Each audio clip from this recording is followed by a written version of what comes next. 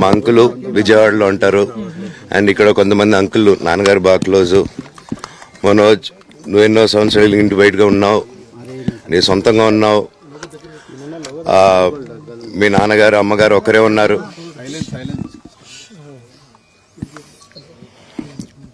మీ నాన్నగారు అమ్మగారు ఒకరే ఉన్నారు. మీ అన్నయ్య ఏమో దుబాయ్కి షిఫ్ట్ అయిపోయాడు ఫ్యామిలీతో. మీ వైఫ్ ప్రెగ్నెంట్గా ఉంది. తనకి తల్లిదండ్రులు లేరు. తనకి ఇప్పుడు మీ అమ్మ అవసరం ఉంది, పెద్దోళ్ళు అవసరం ఉంది.